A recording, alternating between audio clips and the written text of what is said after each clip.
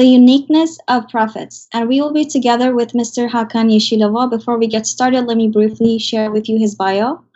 Hakan Yesilova is the editor of the Fountain magazine. As an editor, translator, and writer, Yesilova has contributed to a number of publications on Islam and interfaith dialogue, including a tribute to Prophet Muhammad, The Sacred Trusts, and Toward a Global Civilization of Love and Tolerance.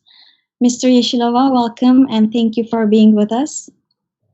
Thank you, Esra. It's a pleasure to be with you. Assalamu alaikum wa rahmatullah. Alhamdulillahi rabbil alameen wa salatu wa salamu ala rasulina Muhammadin wa ala alihi wa sahbihi wa sallim. It's a pleasure to be back again with the Salam Islamic Center for this very important series on the Prophet Muhammad, peace be upon him.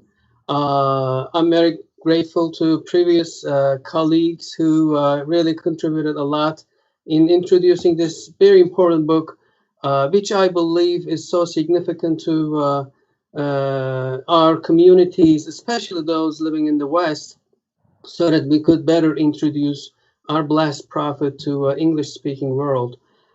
Today, we're still in chapter 4. Chapter 4 covers the attributes of prophets. Before you've covered 4 other attributes of prophets, including truthfulness, which is sidq, trustworthiness, amana, communication, which is tabligh, and intellect, which was fatana.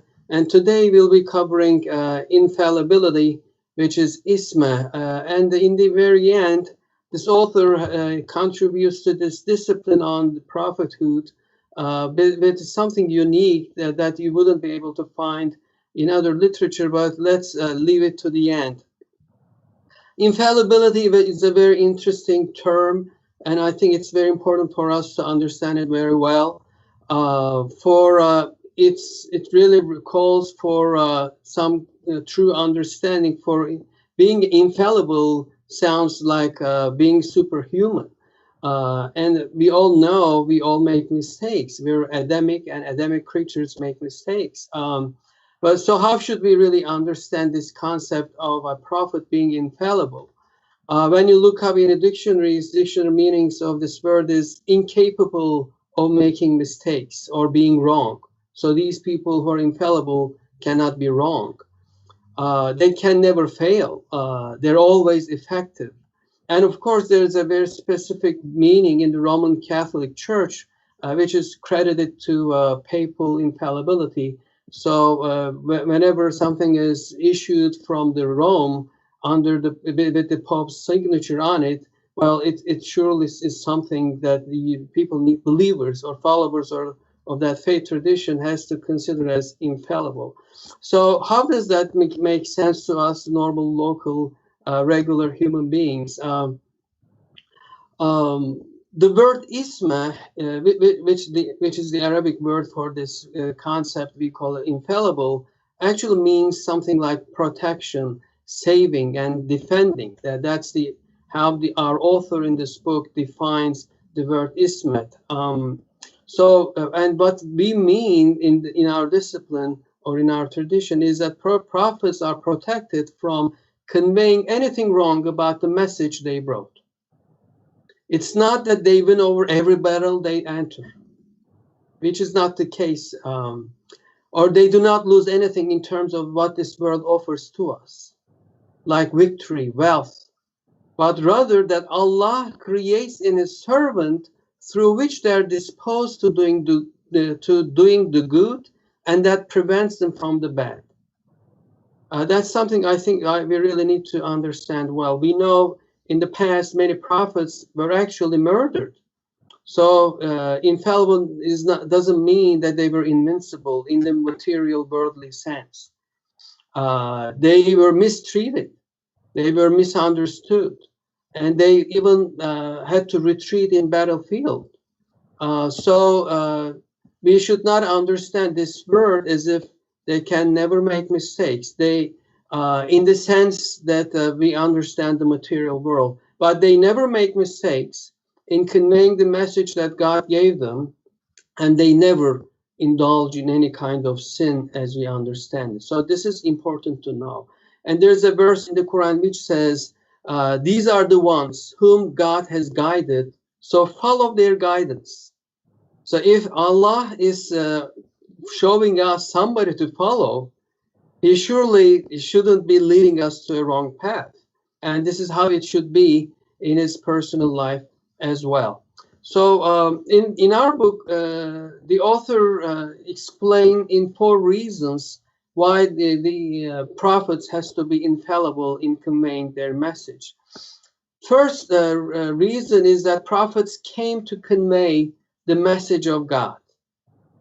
It is not something, a decree from a school principal. It's not a decree from a governor. This is a message from God, and that message has to be pure, like water or light, and no darkness, no spot of darkness or blackness has to be on this purity, on this light, as we call in many Quranic verses. So the message that Archangel Gabriel or Jibril and our prophet relate to us can never be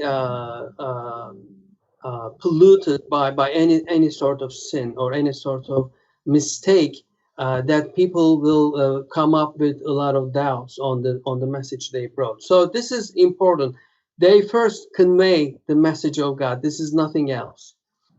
And of course, there are many verses in the Quran, especially in the case of Islam. Allah says, "This day I have perfected for you your religion. Al-yawma akmaltu lakum dinakum." So the religion has been perfected, but this could have never been possible if our Prophet ﷺ had hasha wa kalla, had corrupted it with personal sins or mistakes.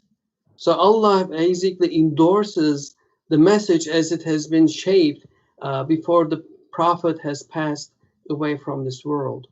And there are other verses in the Quran too. Assuredly, you have in God's messenger an excellent example, right? Uswatun hasana. So it's the most excellent example. So that sort of example can never be again corrupted or diluted by any sort of humanly error or mistake. I mean, this is again, Uswatun Hasana is not only for our Prophet Sallallahu Alaihi Wasallam. Our God is saying the same attribute for Abraham and other prophets too.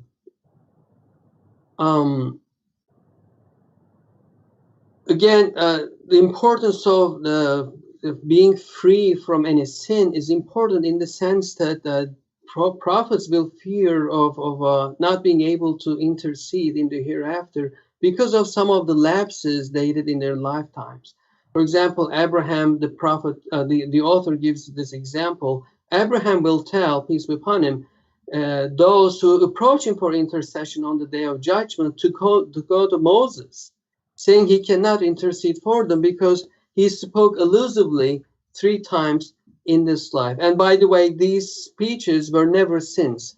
It was Abraham and other prophets were so elevated in their truthfulness that even speaking allusively, he really feared was something like a sin from the way he looks into it.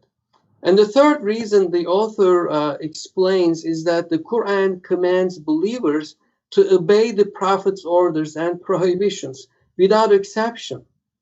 So if God is asking us to follow the Prophet's orders and without exception, then those orders really have to be so clean that they can never be corrupted by any, again, personal errors or sins.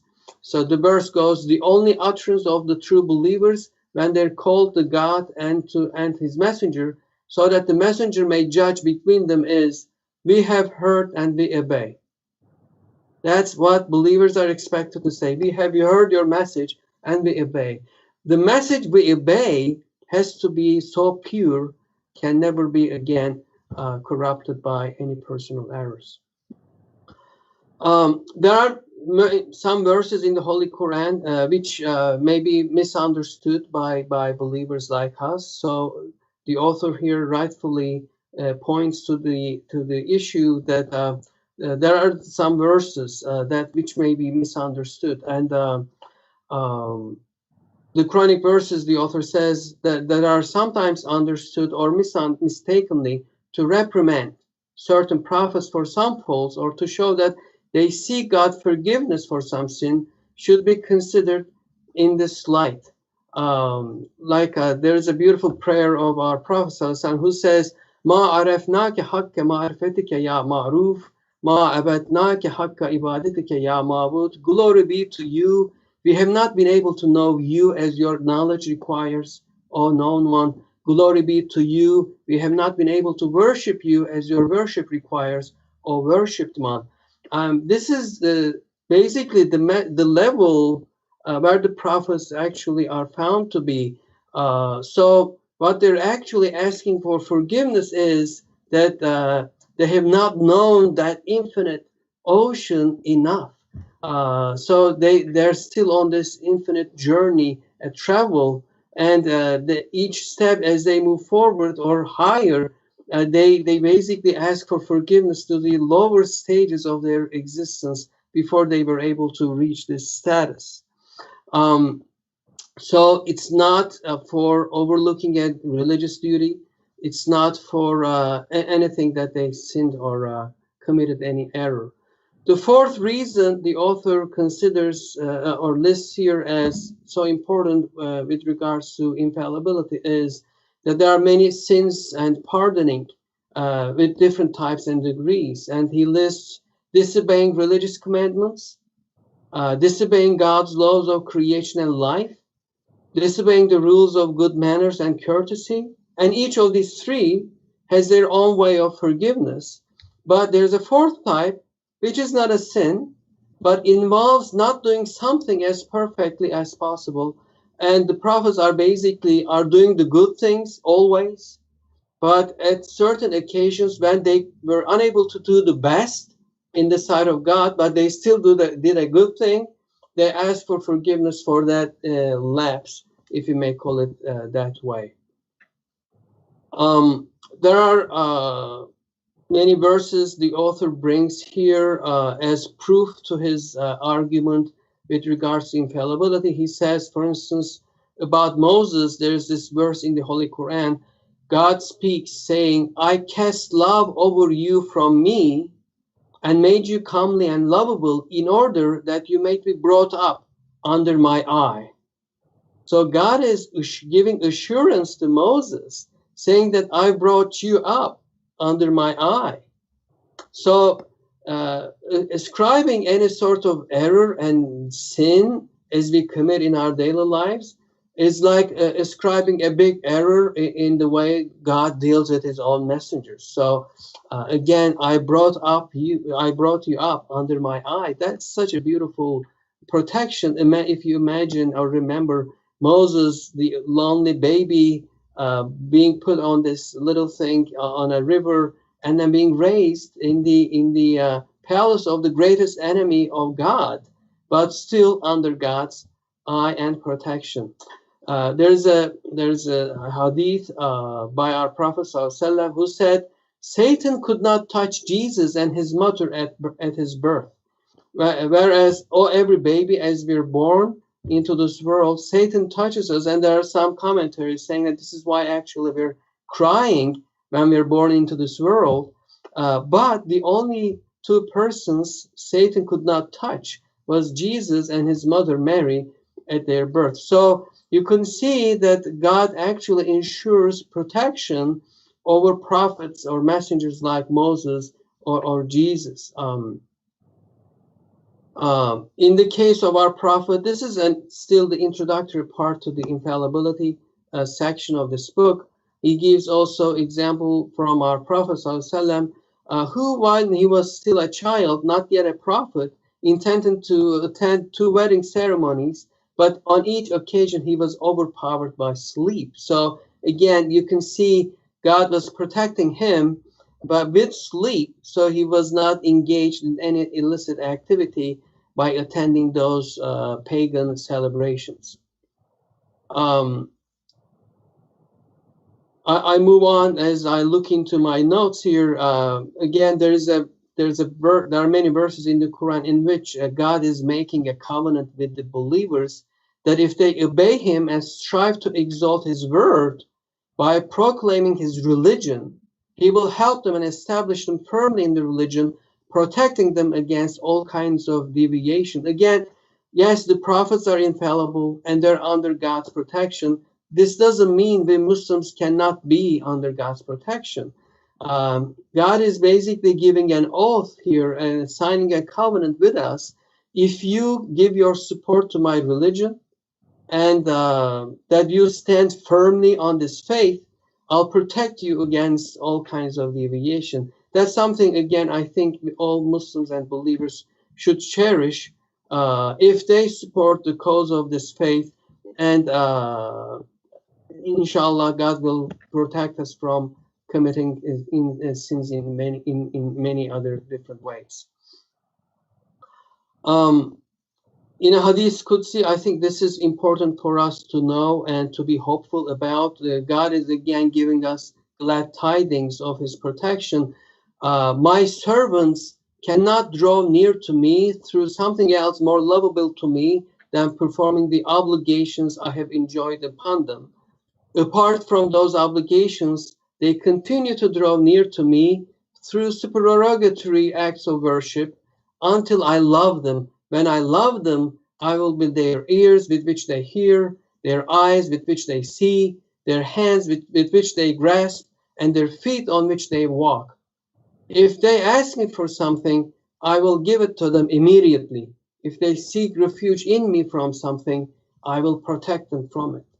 So I think if you read it from reverse, if the things that we want are not coming to realization, or if you not feel safe somehow, perhaps we're not doing enough in our obligatory prayers. We're not doing enough in our voluntary prayers. So again, we have to perhaps take a look into our lives from that angle. There are 28 names mentioned in the Holy Quran as prophets. 3 of them, we're not sure whether they were prophets or not, like Ezra, Luqman, and Zulkarnain. But 25, we all know for sure they were prophets, and they were the rightly guided messengers of God. The second section under this chapter is infallibility, is removing doubts. I think this is a very important section. For in many faith traditions, there are many accusations and blaming on some prophets. Like there are many such events mentioned in the Bible, like Prophet Lot's and doing a lot of illicit things which cannot be possible. Jacob, is there. I don't want to go into details with regards to these issues, but Prophet David, these are very ugly accusations, which is in Islamic understanding we don't accept. And this is why the concept of isma or infallibility is important. For instance, the accusations made against Prophet David or Dawood is incomprehensible from our angle, for this was a person who fasted every other day in his lifetime. And the Prophet Muhammad, peace be upon him, recommends his followers, if they want to do the best fasting, the way Prophet David did was the best. So he was a very pious person.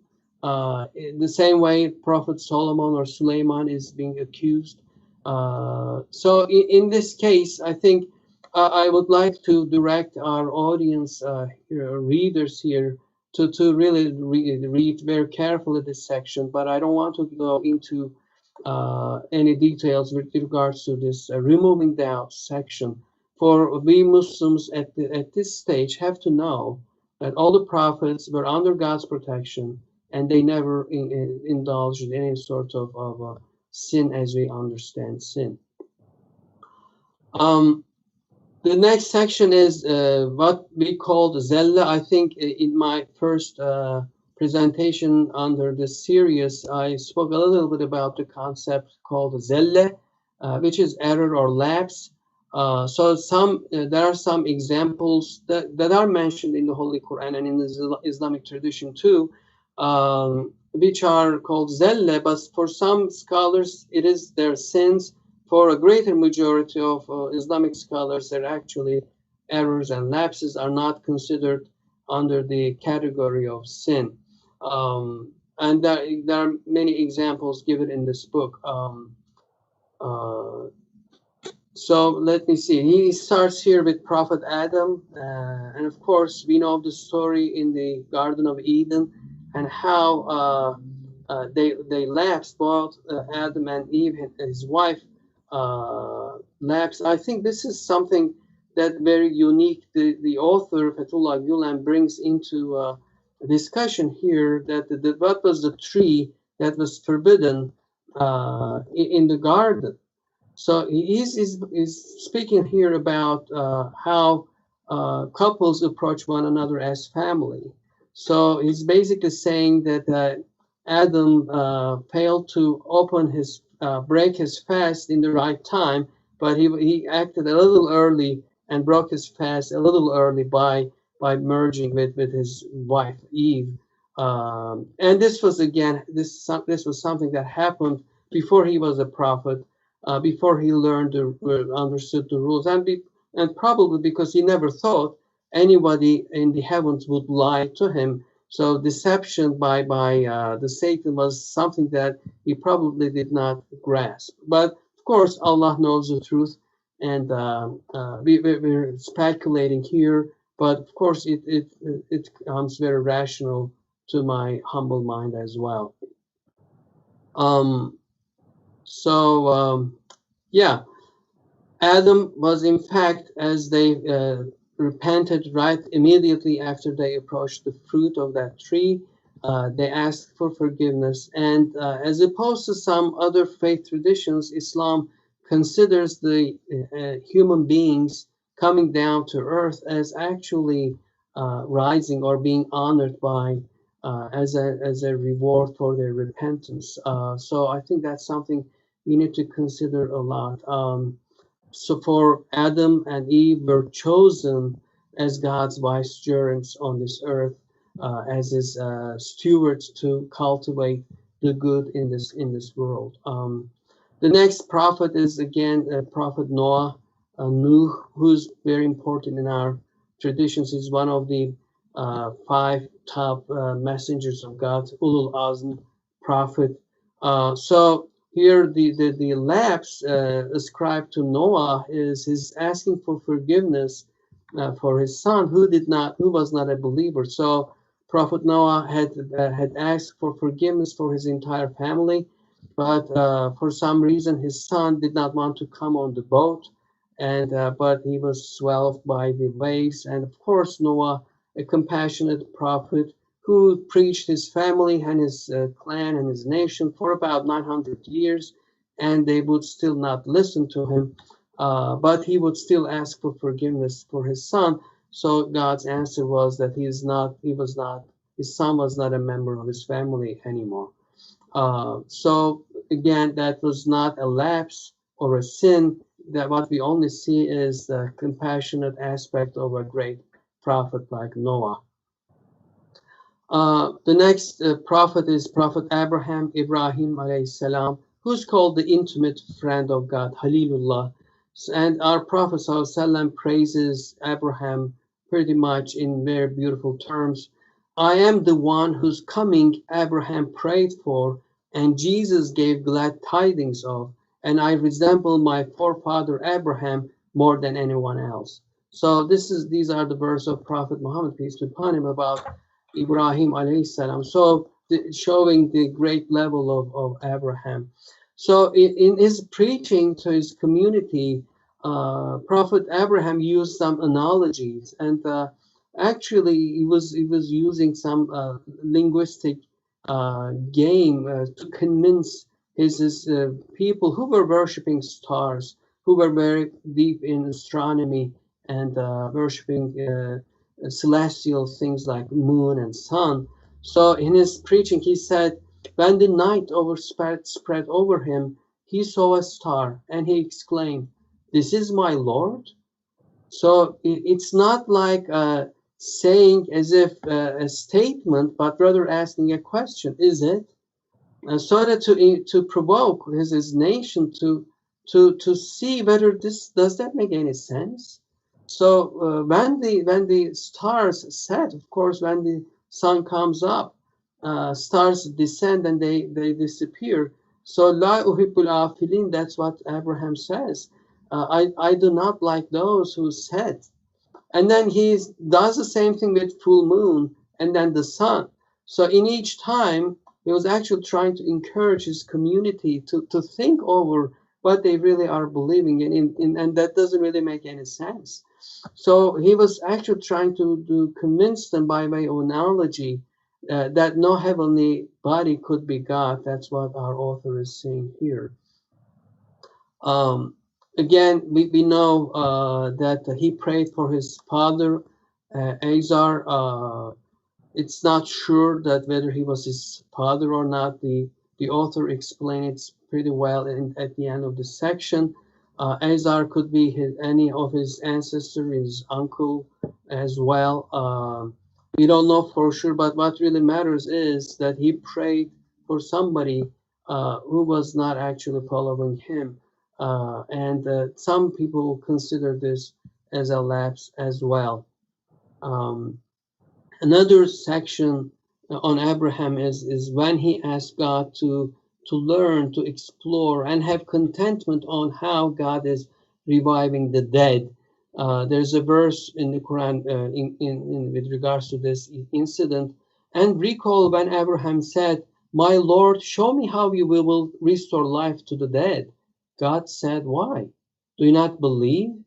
Abraham said, "Yes, but that my heart may be at rest." So I think the explanation our author is giving here is so beautiful and makes a lot of sense that there are 70,000 whales separating God from humanity. That's how our Messenger Sallallahu explains. Of course, it's infinite numbers of whales that we're so distant from our God. So there are some deep a journey we have to make until we are honored with his beauty. And of course, Prophet Abraham was so high in this journey, but he was still not in contentment. He was still asking for even more. So this was surely not a sin. And I think there's a beautiful example. The example the author gives from Muhyiddin Ibn Arabi and Mevlana Jalaluddin Rumi. Ibn Arabi asking Rumi about who is more bigger or greater, Prophet Muhammad or peace be upon him, or Bayezid al-Bistami, whereas our Prophet says, "Glory be to you, we have not been able to know you as your knowledge requires." Is this Muhammad who says this greater than Bayezid al-Bistami, who says, "Glory be to me, how exalted I am"?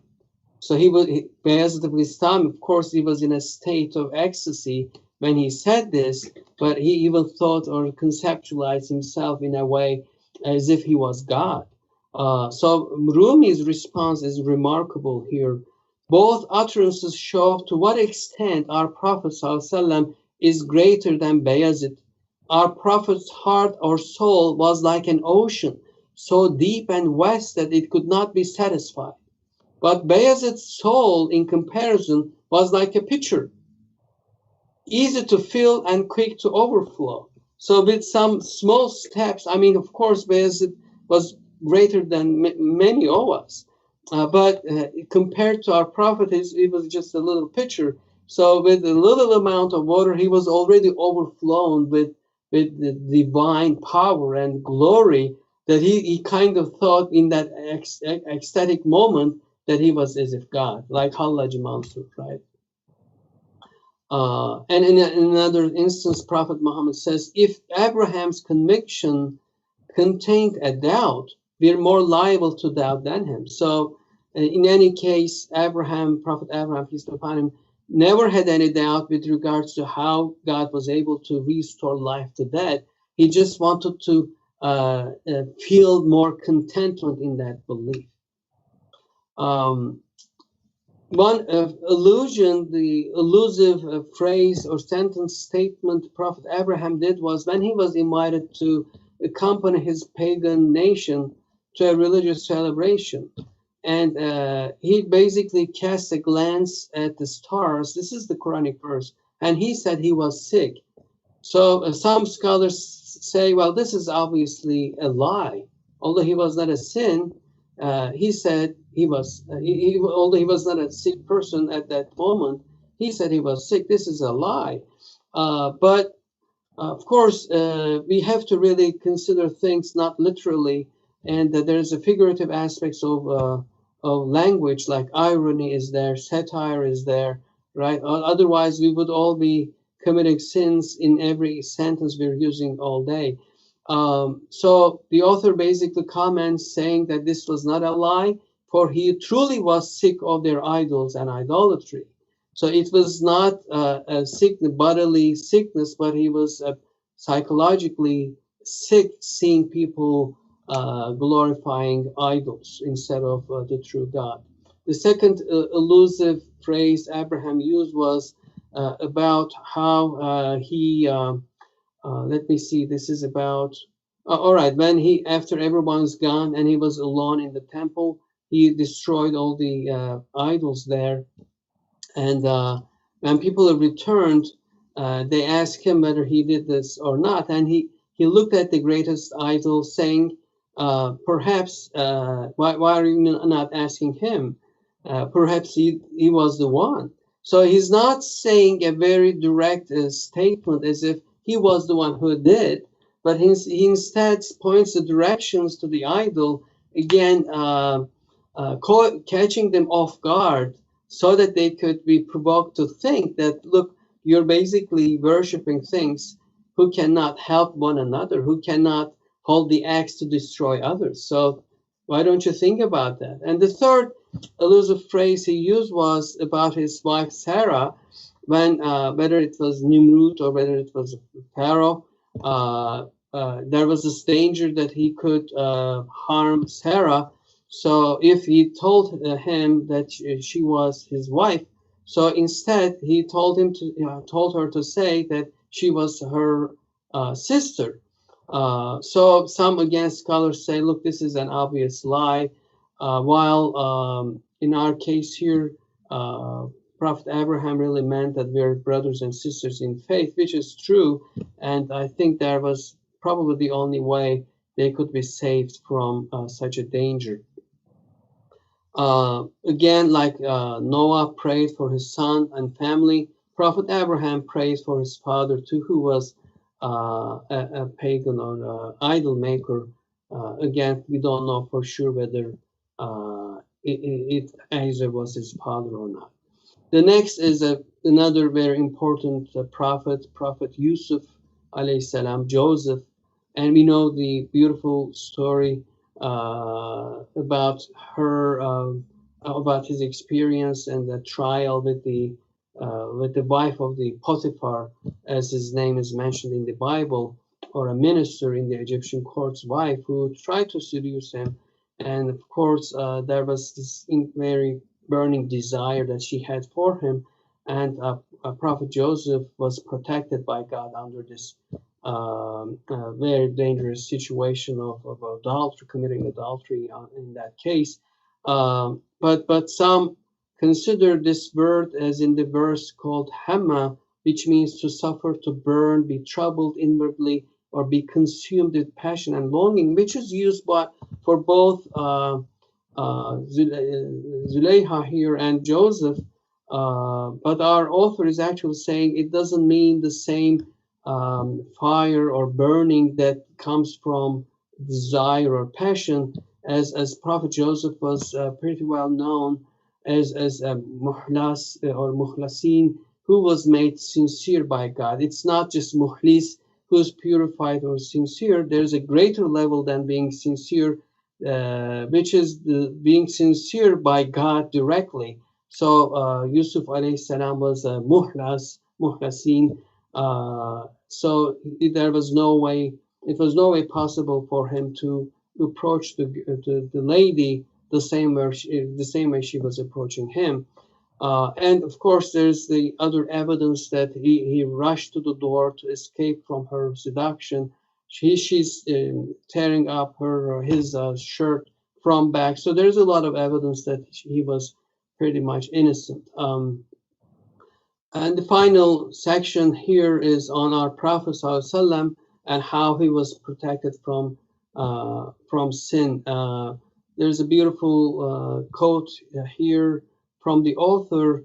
Although his enemies slandered him relentlessly with all sorts of accusations, they never questioned his honesty and infallibility.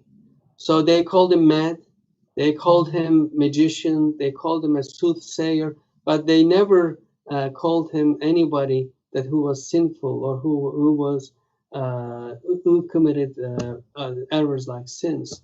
So there are examples here, and I think there's a beautiful idiomatic sentence that the author introduces here, that the things, the lapses the prophets committed were like drinking Zamzam instead of Kevser.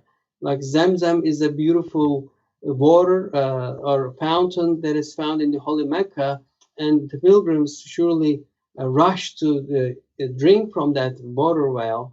So which is a beautiful thing. But the Kevser is in paradise. It's a fountain in the paradise. So Kevser is obviously superior. So if a prophet drank from Zamzam instead of Kevser, this is a beautiful analogy for us to understand whether it's that they were never in sin, but actually did something good as opposed to something superior. One, whether we will call it lapse or something that a warning or a reproach, some call it from the verses in the Holy Quran about our Prophet, is about an incident during the Battle of Badr, about how they were going to treat the prisoners that have been taken after the battle. So and the Prophet, as he did always, he consulted his companions, for until that moment there were no Quranic injunctions that described how to deal with prisoners of war. So Abu Bakr basically said that, look, these people will be your people, so you better forgive them so that we can earn their heart. Whereas Umar took a different direction, and this is the time to really break the power of pagans. These are the leaders of Mecca and Quraysh. If we kill them, they were never going to be able to confront us with the great power they used to have. So our Prophet ﷺ's decision is, as we all would expect from him, it was to choose to be merciful and forgive the prisoners of war. But interestingly, this is something all of us really need to consider a lot. This is a very important section to understand our Prophet well, is that there comes a verse after they took this decision. So in the words of Omar, who narrates the story much later, after they release the prisoners, Omar finds both our Prophet ﷺ and Abu Bakr crying, weeping profusely the next day. So he's very surprised, and he comes to them and tells them to tell what's happening so that I can cry with you too. And they narrate the verse that came after their decision, which was this: had there not been a previous decree from God concerning the gains of war are lawful and captives can be released in return for ransom, a tremendous punishment would surely have touched you because of what you took, the gains of war and the captives taken in expectation of ransom. These are sections as in parentheses, by the way, but that's what we should understand from the Quran. Now enjoy as lawful and pure and wholesome of what you have obtained. So actually, it's a huge threat to the both to the prophet. That's how it sounds in the first place, and to Abu Bakr for that decision. Um, but what we understand here is God is actually choosing the path the prophet take, in a sense, preferring his decision over his own. And this is, in fact, how God loves our Prophet ﷺ, how he is so important in the eyes of God. Again, this is not a reproach. This is not a reprimand. This is, in fact, an indirect way of praising him because he chose the way he released the captives of war. Another section on this is how he treated with the hypocrites at the expedition of Tabuk, before the expedition of Tabuk, in which they were going to meet the Byzantium, one of the two greatest empires of the time in the world. Many people, I mean, actually, many hypocrites came to the Prophet and said they were unable to join the expedition because of this and that reason, although their reasons were not justifiable. So a verse comes with regards to this. May God give you grace. Why did you give them leave to stay behind until it became clear to you who was speaking the truth and you came to know the liars? Again, this sounds like a critical approach, a critical text, but even in the very first phrase of it, God is praising our prophet by saying, may God give you grace. And again, there's a reason to why the prophet chose this path, and two reasons actually: for kindness and because of policy. Kindness because in the urgency of the moment, our author writes, he did not wish to refuse those who had real excuses.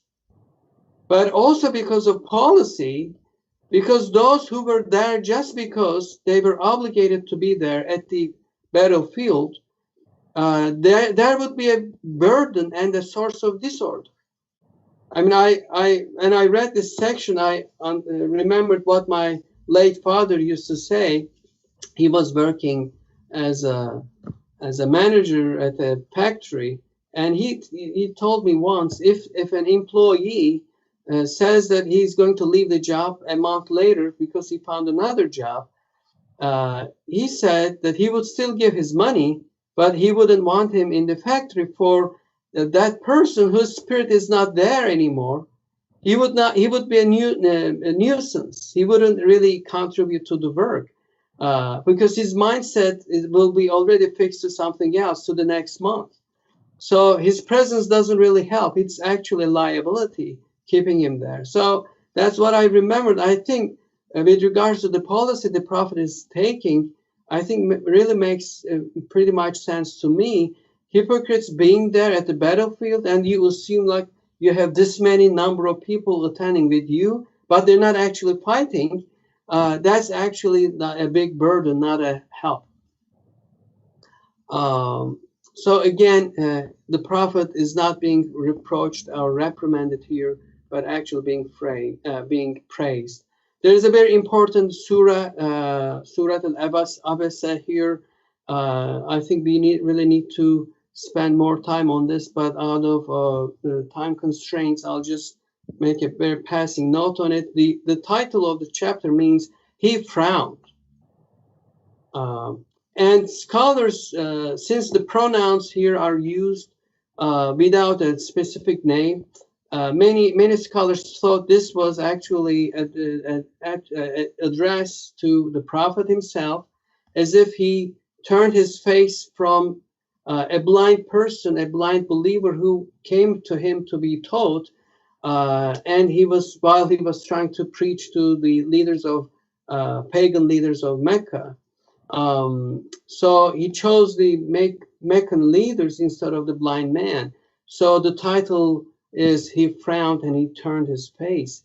So our author here actually gives very strong arguments that The addressee here is not the Prophet, Sallallahu, but probably the Qurayshi, haughty Qurayshi leaders who did not want to be with the poor people, who really undermined the importance of disabled people like this Abdullah ibn Maktum, who was blind.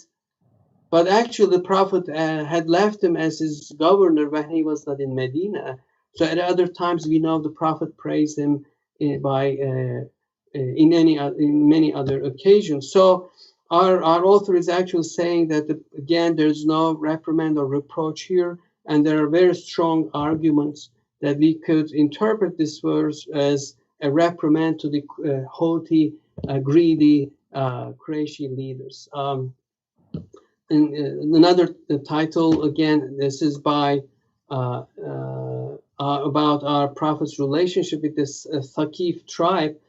This tribe was, again, very haughty people. They wanted to be exempted from certain religious duties, and their idea was that if Prophet agrees, this was like an injunction or order from God, so they could be exempted from religious duties. Of course, our Prophet did not accept this, and there's no, again, basis or grounds to accuse him to be sinful by compromising religious faith. Very important section on his marriage to our mother Zainab. As we know, Prophet Muhammad really wanted to abolish any discrimination in the community between the black and white people, between slaves and free people. So his adopted son, who was his adopted son, Zayd bin Harisa, he actually wanted him to marry a very noble woman, Zainab bin Jahsh. Although they probably were not at the same level of a social class and education and nobility, simply to abolish this discrimination within the community, he encouraged him to marry her, but the marriage did not go well, sadly, or perhaps for a reason.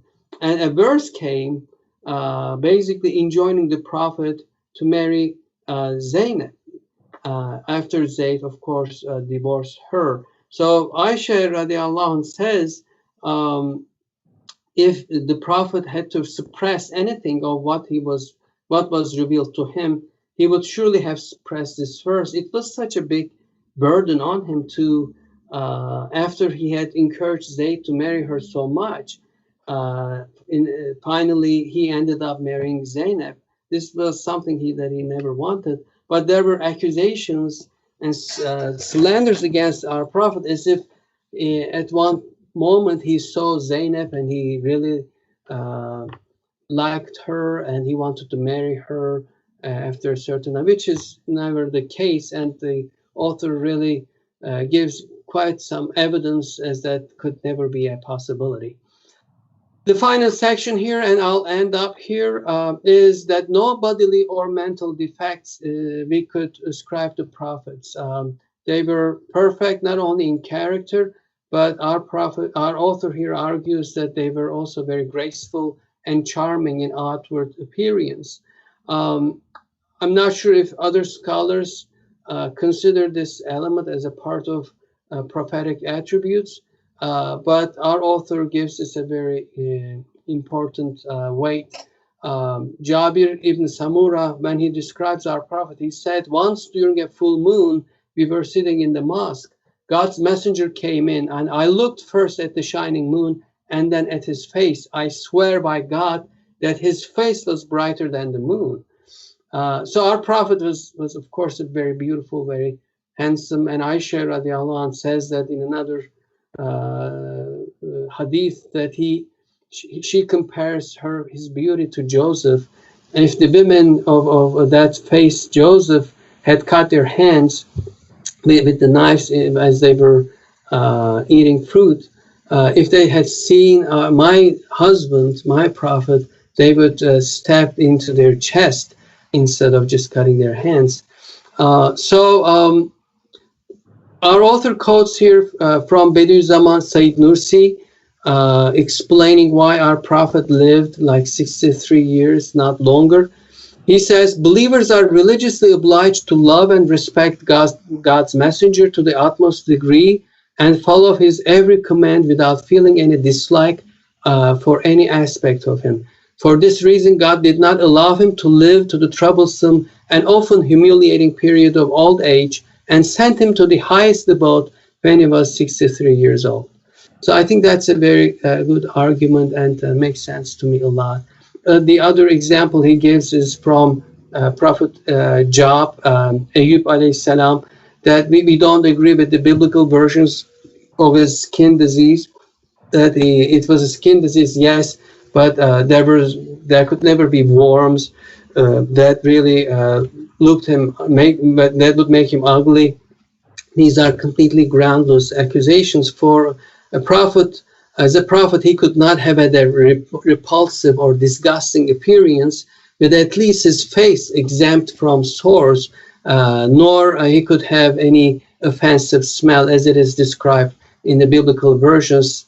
And the final example here is about Moses, when the story goes that he pulled Pharaoh's beard and the Pharaoh was very upset. And this is the biblical version. So the wife of Pharaoh did not want him to kill the baby. So we wanted him to put Moses for a test. So instead of the gold pieces, Moses chooses the amber and puts it in his tongue. So he had this stutter, which is not the case. And the grammatically, as the Quranic verse goes, if Moses had had such a speech impediment, he should have prayed for the knot, not a knot to be loosened. For that's a very famous prayer of Moses. My Lord, open my breast and ease for me my task before he goes to the Pharaoh. Loose a knot upon my tongue so that they may understand my words. So it's not the knot, but it's a knot. That's a grammatical proof that Moses also was physically perfect. That's the end of our section. I hope I was able to make myself understandable. If there are any comments, questions, I'm available for you. Thank you so much for this insightful talk, Mr. Yesilova. So we have two questions for you about today's topic. So our first question is from our audience. Is the meaning of prophethood in Islam and Christianity are quite different? My Christian friends said that prophets are the ones who follow Jesus like the disciples. This approach seems different than the understanding in Islam where prophets are regarded as messengers of God. What are your comments about Christianity regarding their approaches to prophethood? Yeah, the word prophet does not really correspond to what we understand of Rasul or Nabi, the English word. But for some reason, when we speak of the prophet, it kind of became an attribute directly connected to our Prophet ﷺ. The way we understand prophets are, as described in this chapter beautifully, pretty much related to these attributes. But the way I think our Christian friends or theologians understand prophets is, by the way, those who follow Jesus could be called prophets, but his immediate friends were used to called apostles rather than prophets.